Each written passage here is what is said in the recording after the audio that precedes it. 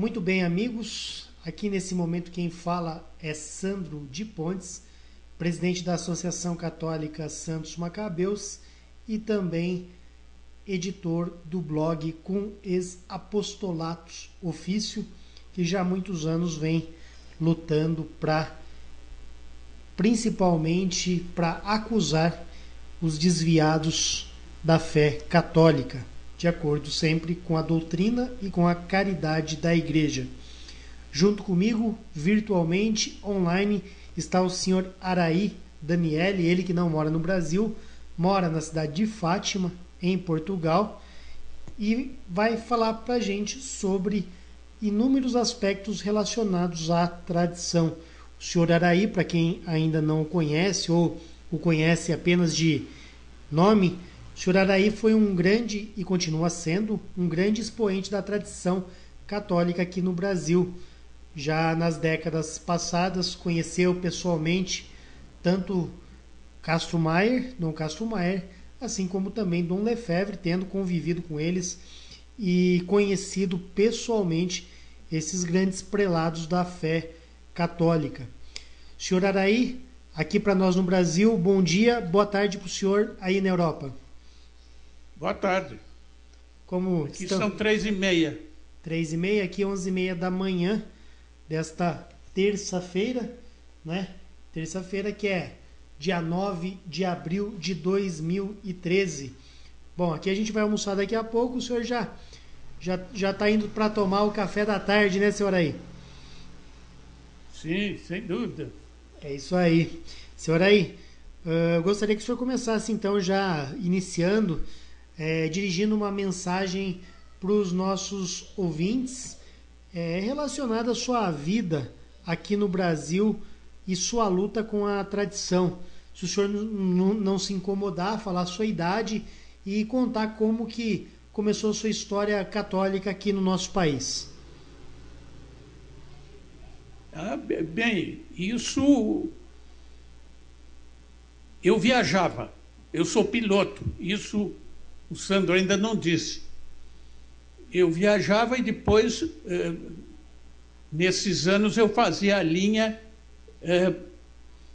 da Itália para o Brasil. Eu também fui para a Suíça, mas depois fui para a Itália e ali frequentava muito essa linha para o Brasil. Quando que o senhor se tornou piloto? E foi ali que como piloto, pode-se dizer, olha, o meu contato era com o grupo do Rio, embora eu seja de São Paulo e também tinha contato com eles ali, mas o meu contato mais estreito é com o grupo de permanência do Rio e com o ilustre Gustavo Corsão, né? Quem tive muitos contatos e até assisti às suas aulas. Mas em São Paulo, eu tenho um irmão na TFP, e em São Paulo, os grupos de São Paulo eram aqueles da hora presente, né? E que congregavam muito desses professores e magistrados, não é? Sim. E depois havia o grupo da TFP, não é? Que teve aquela divisão, então também estivemos em amizade com o Orlando Fedeli. E, aliás, justamente hoje eu estou aqui recuperando um artigo dele que acho muito importante, que se liga a esse momento, que é o artigo sobre os demolidores. Os demolidores em que ele fala do padre Libânio. E eu considero um artigo muito importante, porque ele está tocando um ponto. Ora, o Libânio, o padre Libânio, jesuíta, ele nesse momento, é um dos que comenta a eleição do outro jesuíta, Bergoglio, não? Sim. Então há ali toda uma ligação que eu penso que é de maior importância que os católicos conheçam o pensamento desse homem que foi eleito. Foi eleito, né? Papa, sempre entre aspas. Claro. E que vai, que ele vai ministrar um pensamento que está impregnado disso tudo. Indiretamente, bem entendido, até da teologia da libertação. Ele é completamente pelo Vaticano II, que ele quer continuar, naturalmente, com uma maneira de colocar os problemas progressista, né? Totalmente progressista.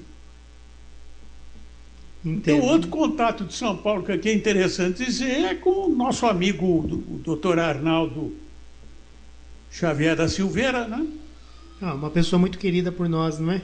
Apesar de nós o combatermos no campo doutrinário, em relação a alguns aspectos, obviamente, com a devida moderação que nos é devida, mas é uma pessoa muito querida por nós, não é, senhor Araí? Sem dúvida. Aquele livro dele, já falei isso diversas vezes na Itália e aqui, era de uma oportunidade enorme. Aquele livro, embora tenha defeitos, não é? Claro. Aquele livro era oportuno, lançava justamente essa discussão que deve ser aprofundada, não é? Com certeza. Então, para encurtar a história, quando eu o vi a última vez, ele me perguntou, mas o que o Araí viu no livro que não gostou e tal? Eu digo, bom, olha, aqui tem um problema.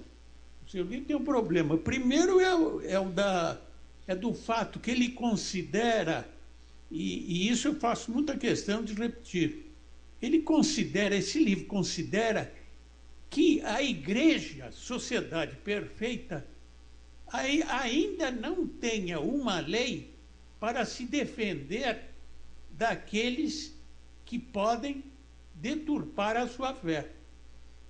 Quer dizer, isso deve ser uma certeza para nós. A igreja tem essa lei.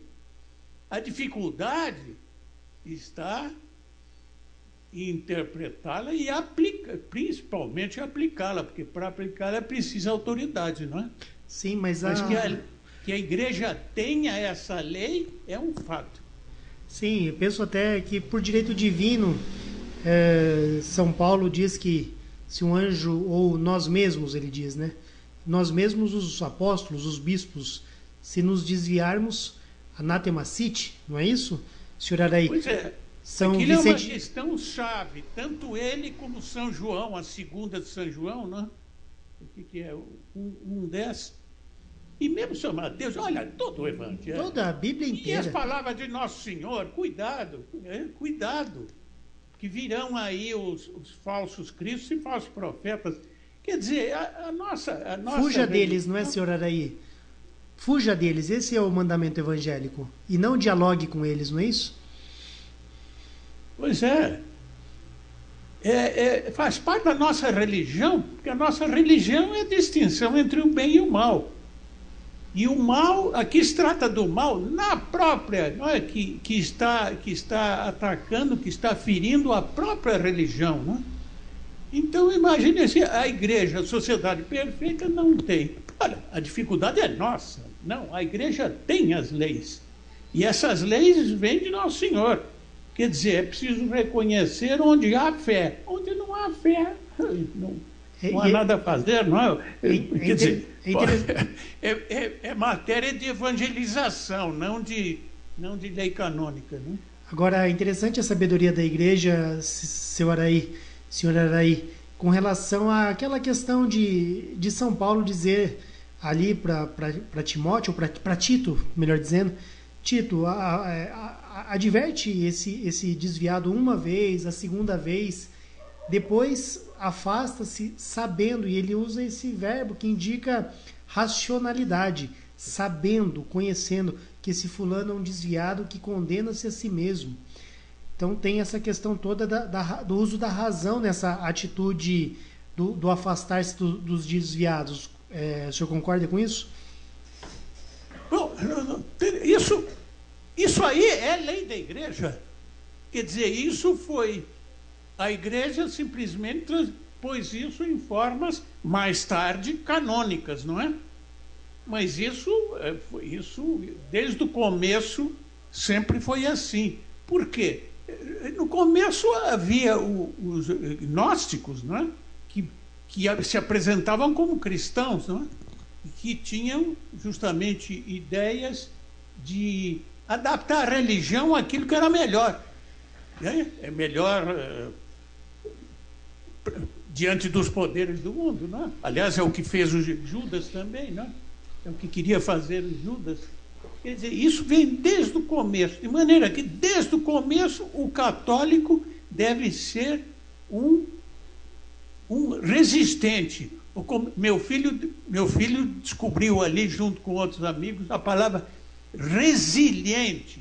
Quer dizer, não muda a substância, volta sempre àquela que é a palavra de Nosso Senhor. Correto. Então, toda essa estrutura da igreja é para nos ligar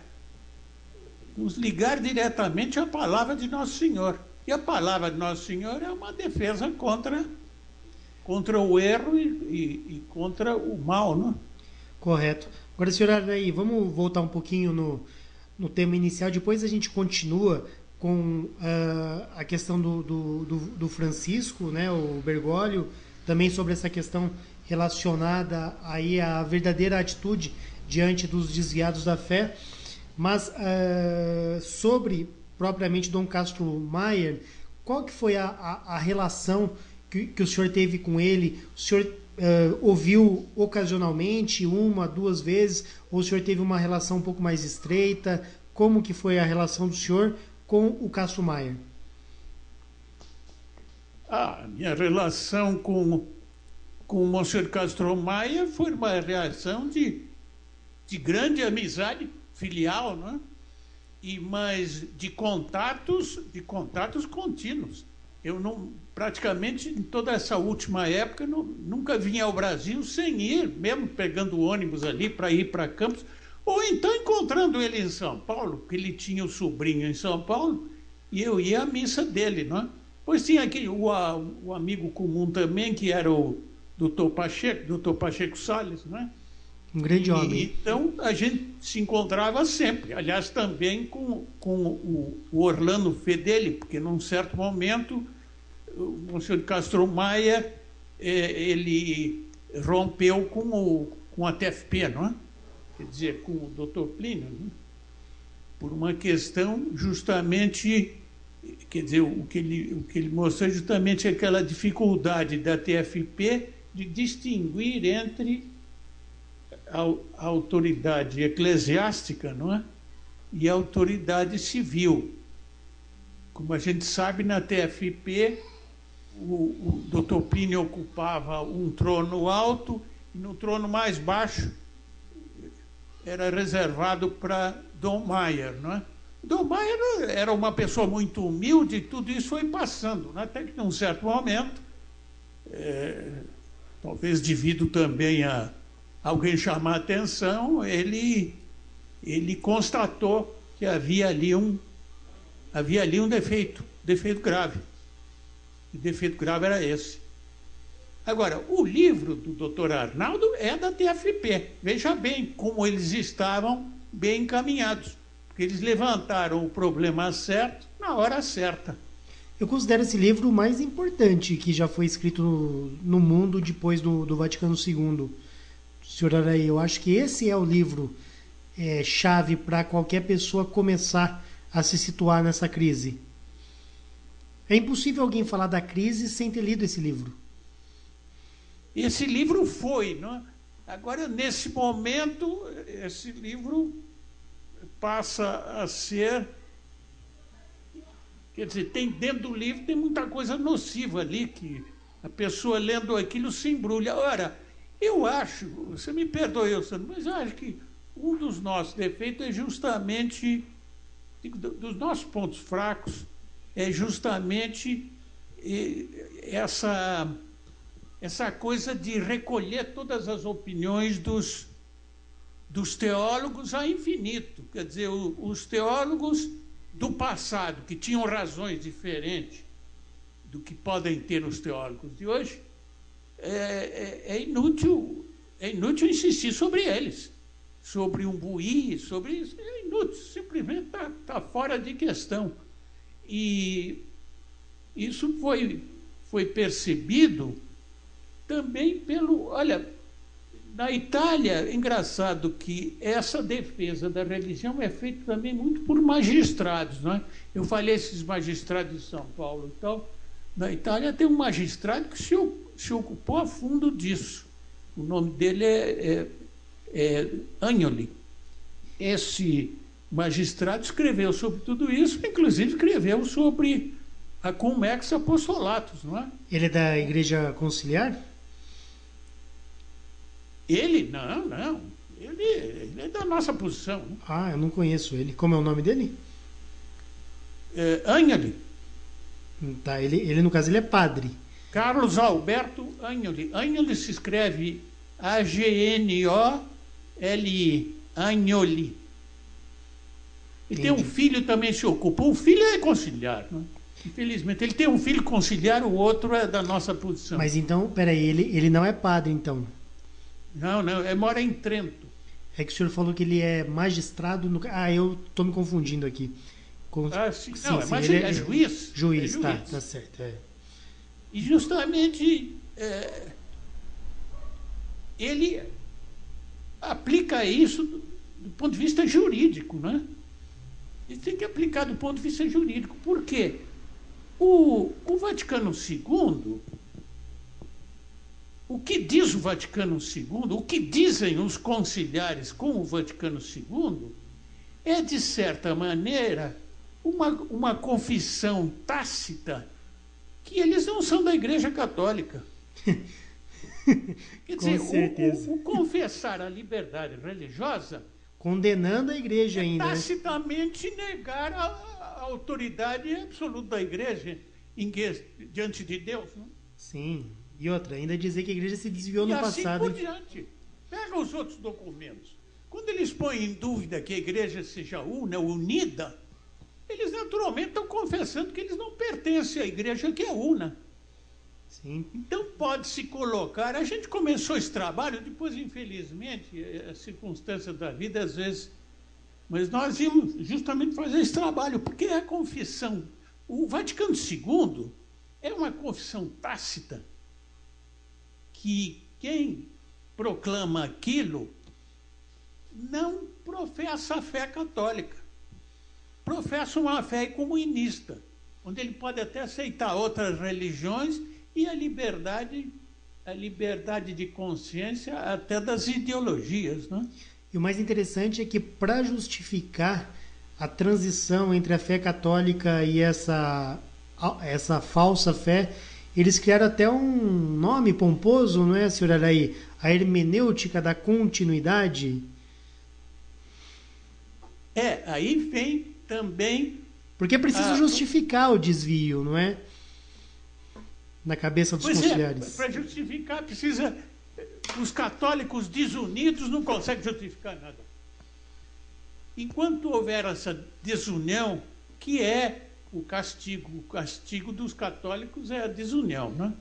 Enquanto houver essa desunião, porque se põe tudo que se puder dizer de bom, que se vai construindo aos poucos, vai sempre aparecer alguém que inclusive com boas razões, pode pôr em dúvida. Por quê? Porque nenhum de nós tem autoridade, né? Sim, vão sempre dizer, você é leigo. E sem falar do leigo, mas os próprios padres não têm autoridade, não é? Sim. Olha aqui, o que eu vi recentemente? Por exemplo, dias atrás eu tive ali no blog do Felipe Coelho, que ele publica coisas interessantes, e ele é muito ligado ao John Daly, não é? Sim. Então, ele publicou ali o John Daly corrigindo o John Daly, não é? Sim. Acho que foi aliás, a segunda parte é mais ou menos a nossa. não tem nem muito problema. Então, o que ele está falando ali? O John Day esteve aqui, nessa casa onde eu estou. Ele esteve aqui em Fátima, junto com... por aqui passou quase todo mundo. Essa casa é conhecida. O valor dessa casa é que é uma casa onde se sabe que nós não aceitamos esses papas. É um testemunho, né, feito de, como é que se diz, de paredes e de telhado, onde eles sabem, o pessoal do lugar sabe. Né? O senhor é conhecido aí, senhor Araí? Não, a gente brinca até, não é? Eu sou o profeta aqui do lugar, não, eu sou Daniel. Só falta o cajado, né? Senhor Araí. Então, o que acontece? Mas quantos anos que o senhor mora nessa casa aí? Passou já há anos e anos e anos. Quando o João dele passou por aqui, ele era da primeira, não é? Da primeira, ali, como é que é o título daquilo? O que o católico tem que saber, etc, etc. Uhum. Verdadeiramente. E agora parece que é o que o católico realmente tem que saber, não é? Porque mudou, não é? Isso. Então, naquele tempo, ele e os Zens, esse diácono, que nunca foi consagrado diácono por Monsenhor Lefebvre, mas ele era sedevacantista e tinha muitas boas razões também, e ficou diácono para a vida toda. Ele é diácono e acabou. Mas é um tipo duro de... Então imagina, John Daly, o diácono Zins, o padre Egrege, esse padre de origem húngara, que também era o sedevacantista ali da Bélgica, todos eles estiveram aqui em casa. E quase todos eles, depois de algum tempo, bom, primeiro discutiam porque eles eram tão rígidos que não... Você compreende que entre o primeiro e o segundo dele tem uma diferença. Eu estou no segundo, quer dizer, o primeiro quase que me atacava, não é? Sim, é importante essa... Era difícil. Você vê como essa coisa de invocar constantemente teólogo para dizer uma coisa e o contrário da coisa acaba sendo conflitivo, não é? Eu acho interessante essa atitude do Dr. Daly, no sentido de demonstrar humildade também em se corrigir com o tempo. É uma atitude que me atraiu muito no sedevacantismo, senhor Araí.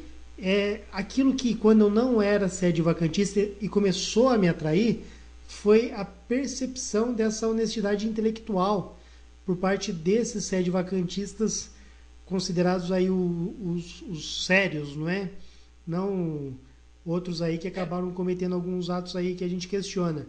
Mas essa questão da autocorreção, parece que a gente não vê isso nas outras posições. Parece que eles batem na mesma tecla há décadas e não mudam. O que chamam sedevacantismo, que já aqui já começa a confusão, porque tem gente que trata isso como se fosse uma doutrina. Não tem doutrina nenhuma. É a doutrina católica aplicada. O sedevacantismo é uma posição, né? É uma posição que todo católico devia ter, não é? Porque num certo momento, se o conclave não elegeu o verdadeiro Papa, continua sedevacante, né? Então, como esse é o verdadeiro problema, que eleger um Papa do Vaticano II, eu não sei quem não aceita o Vaticano II, como é que pode aceitar um promotor do Vaticano II? Não, uma incoerência total. Então aqui já existe essa depuração dessa coisa do sedevacantismo. E aliás se viu. Aliás, eu tenho a impressão que teve pessoas com quem o Sandro lidou até, que eu tenho a impressão que avançaram bastante nessa depuração. Eu, por exemplo, posso citar ali o professor Nogueira, que estava explicando uma porção de coisas do sedevacantismo sem nem conhecer, tratando aquilo como se fosse a doutrina, ou a doutrina do Pacheco Salles, ou a doutrina dos materiais, eu não sei o que mais, não é nada disso, né? O sedevacantismo não é uma doutrina, é uma posição de uma evidência que deveria ser, inclusive, universal num certo momento em que ela se apresenta, né? Claro, é fugir para a vacância se apresenta, a vacância se apresenta na fé. Né? Sim, é o fugir para a montanha diante da abominação. Não existe nada mais católico do que isso.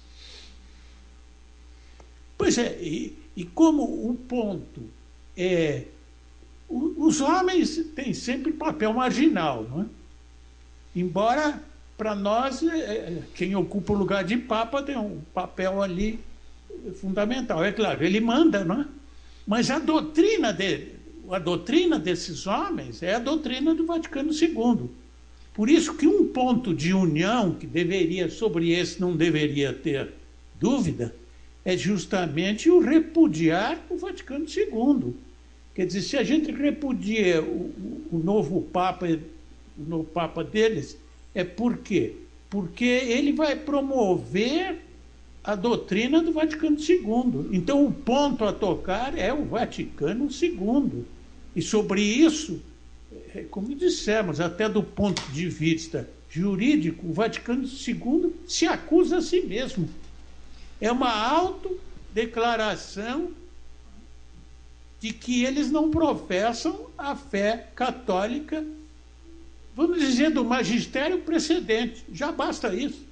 Agora, senhor Araí, uma coisa importante, eu acho que até um item mais importante da nossa opinião, da nossa entrevista, é a opinião que o senhor tem relacionado a Castro Maier, a Monsenhor Castro Maier.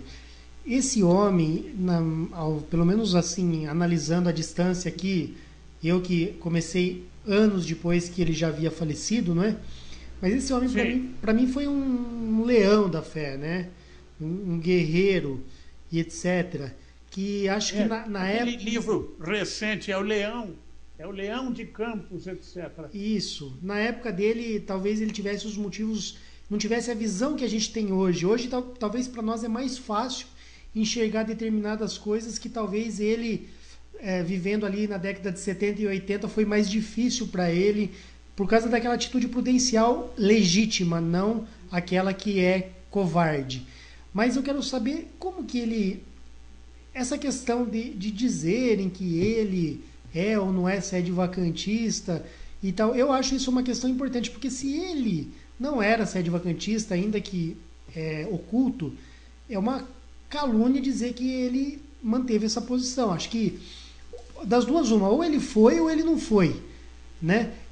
Tá bem, sobre isso eu posso dar o testemunho com todos os elementos, porque ele diz, não sou sede-vacantista, porque a sede está ocupada, olha ali. Depois ele diz, mais adiante, mas está ocupada por um antipapa. E nós temos que reagir contra isso. Agora, nessa época, ele já estava no fim da vida. Então vamos pegar ali do início. Eu conheci ele... Ocupada por um antipapa, ele chegou a usar essa expressão? Usou essa expressão e isso apareceu, inclusive, numa entrevista no jornal.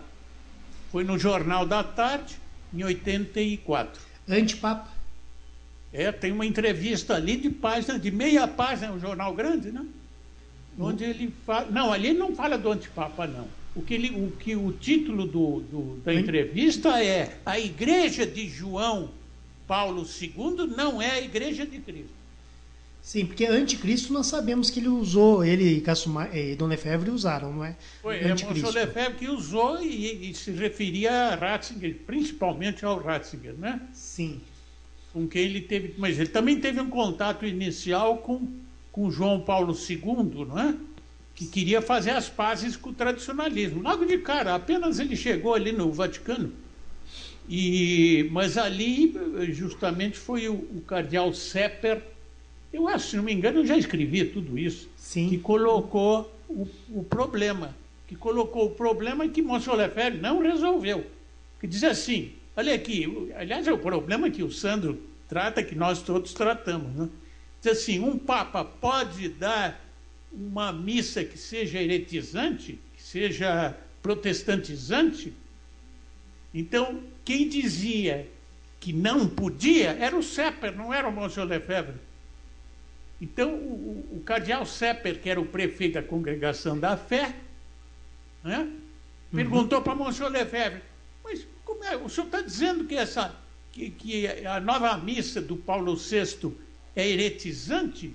Mas um Papa não pode dar uma missa. Então, o senhor, aqui de duas uma, ou não é Papa, ou a missa não é heretizante.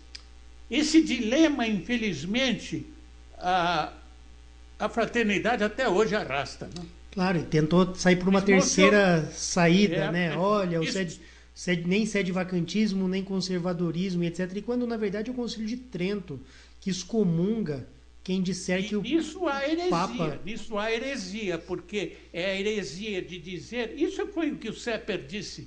É a heresia de dizer que um Papa pode dar... Olha ali, é um conciliar dizendo isso, hein? Sim, nesse ponto ele tem toda a razão. Pode dar uma missa heretizante. Agora, o senhor vê o absurdo, senhor Araí, de um desviado da fé católica, conciliar, reduzir ao silêncio um guerreiro da fé católica, como Dom Lefebvre, usando contra esse guerreiro exatamente a fé católica. Pois é, ali foi uma confusão atrás da outra. Mas veja bem, nada disso foi muito claro, hein? Não foi claro no começo, não foi claro no fim. Quem tinha clareza, quer dizer, também vamos por etapas. Monsenhor de Castro Maia é que tinha uma, é o que ele dizia, né? E o que ele, a diocese dele, né? A fé íntegra e pura, não é? Ele escreveu, ele foi publicado em outras línguas, etc., porque a doutrina dele era muito boa.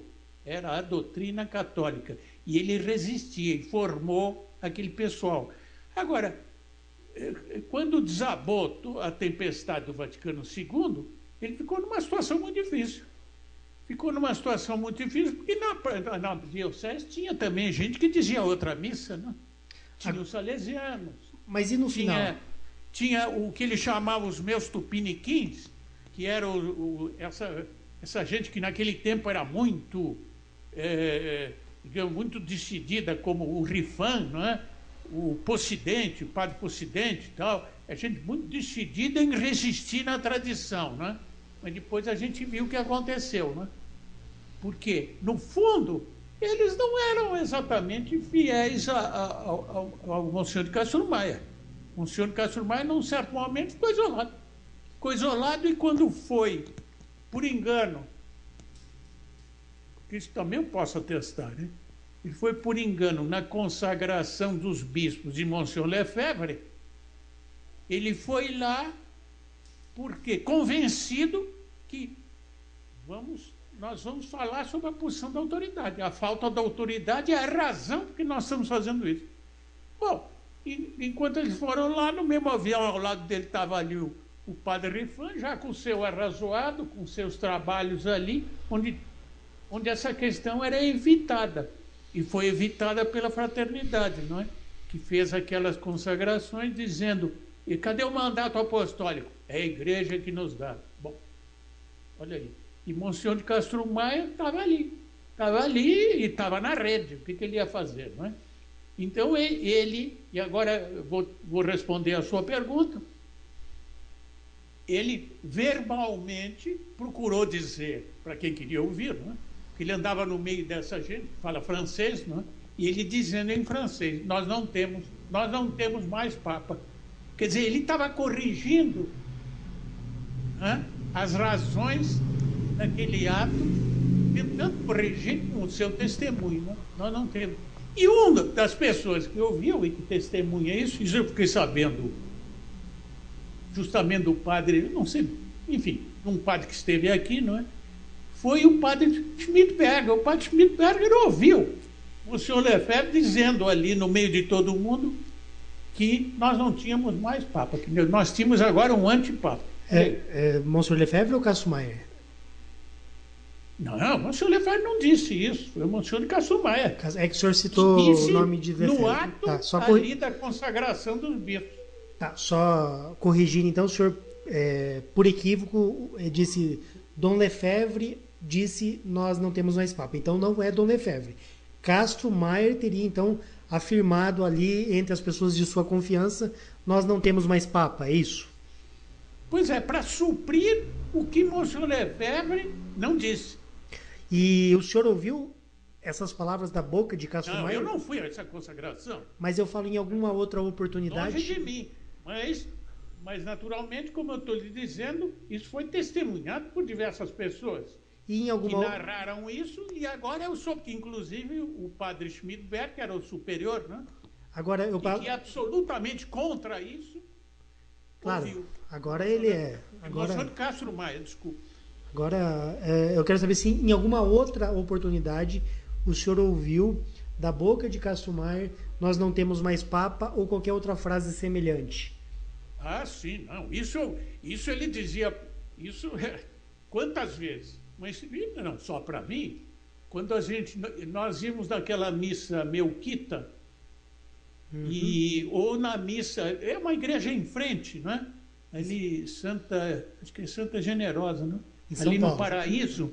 E ali, inclusive, eu ouvi ele dizendo isso para outras pessoas, como para o professor José Pedro Galvão de Souza. Olha ali. Certo. Para a gente é importante, sem falar, o Pacheco Salles até ria, porque a toda hora ele estava dizendo isso, né? E olha, e quando ele foi à Argentina, que eu também estava lá, que ele foi ali para umas ordenações de Monsenhor Lefebvre, onde ele participou nisso.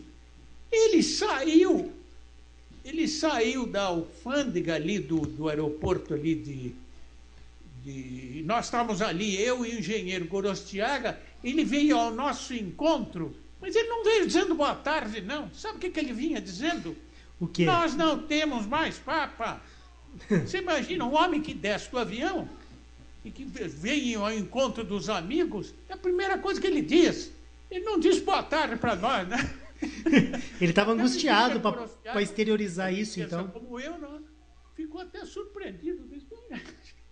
Ele vem dizer isso para nós, quer dizer, é a preocupação que está na cabeça dele, eu tenho que testemunhar esse fato. Agora, já não escrevia mais, não é? Já não tinha, e tinha esses padres em volta dele que estavam ali pondo panos quentes para que ele não se excedesse.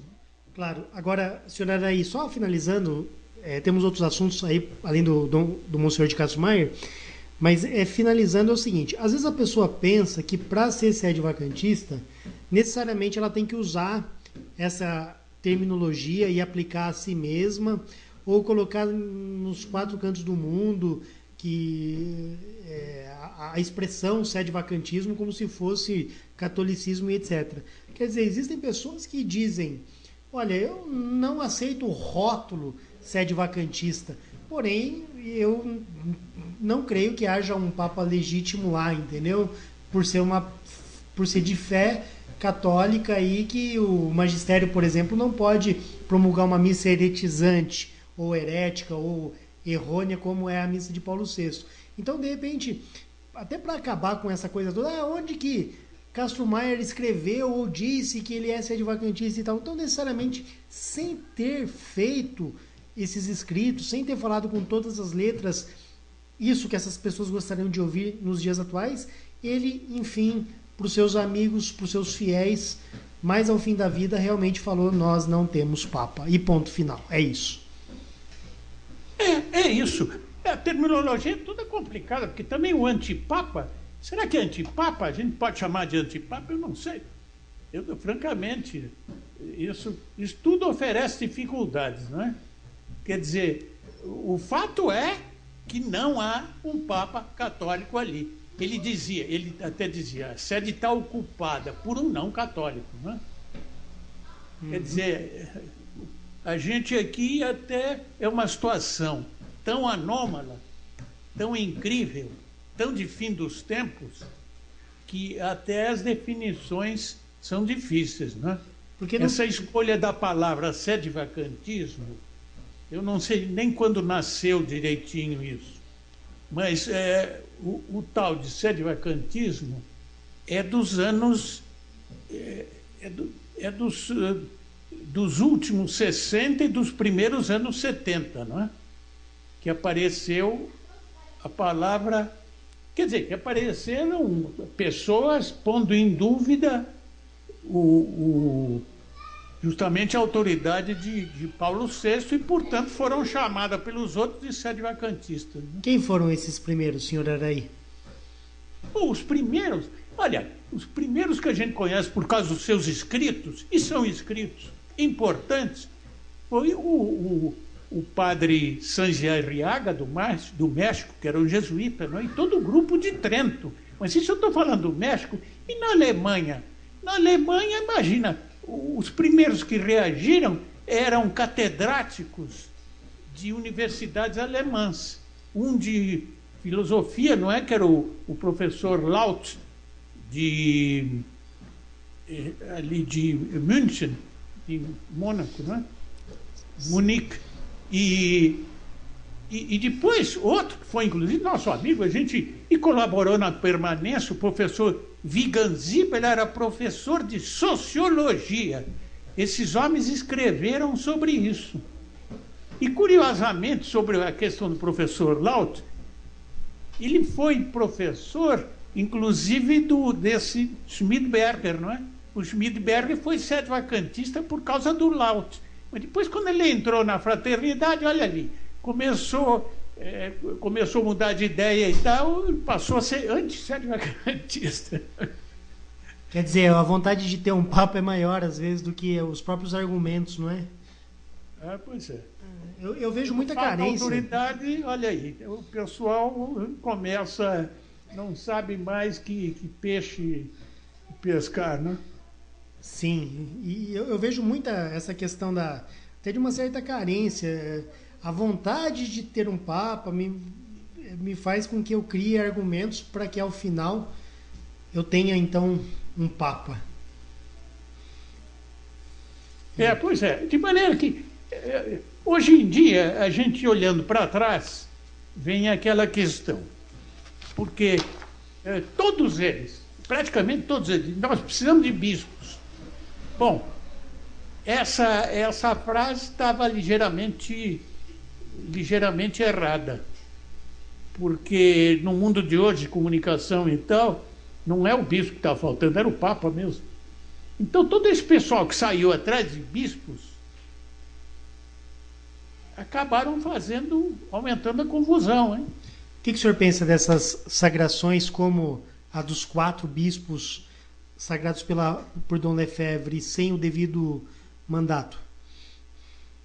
Pois é inaceitável. Eu não podia ir lá, embora o Monsenhor de Castro Maia fosse lá, por engano, eu não podia ir a uma coisa dessas, que já sabia, ele já tinha dito antes, né?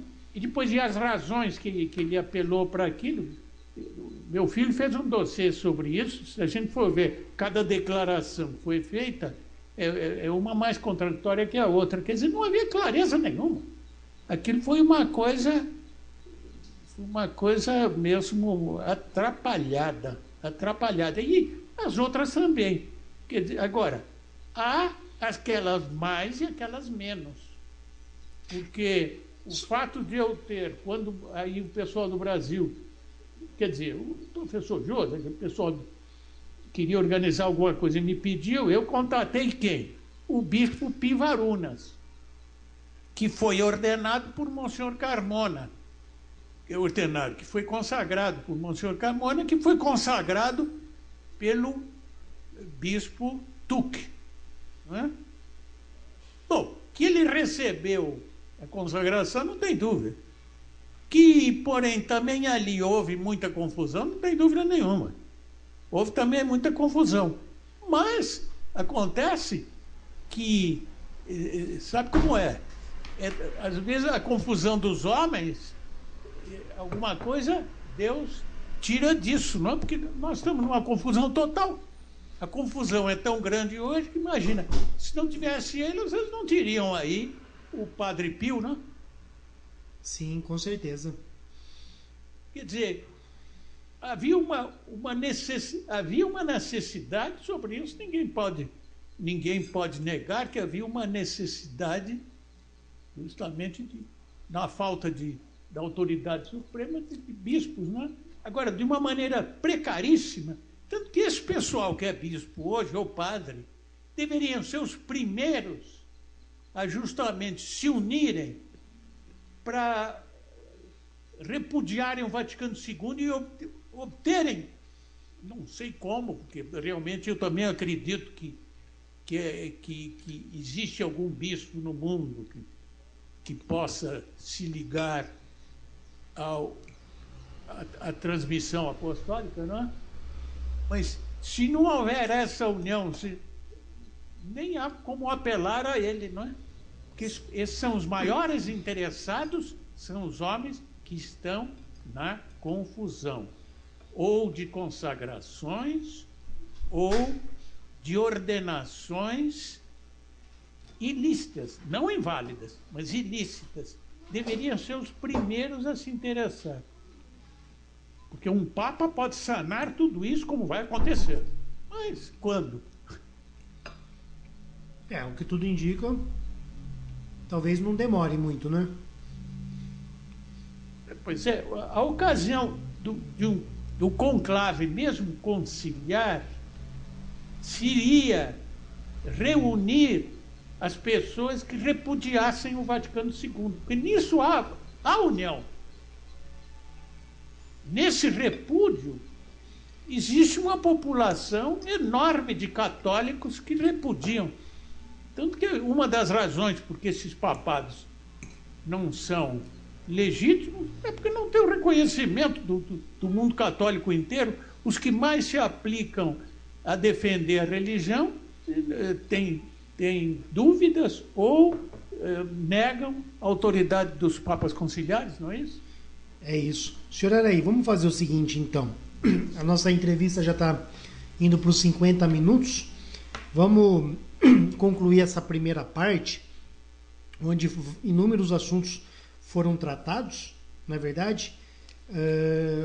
A gente deu uma boa introdução e eu já convido o senhor para daqui a pouco a gente fazer uma pausa aí e já gravar a segunda parte, onde a gente pode falar mais dessa questão relacionada aí aos bispos, inclusive ao Francisco aí, não é?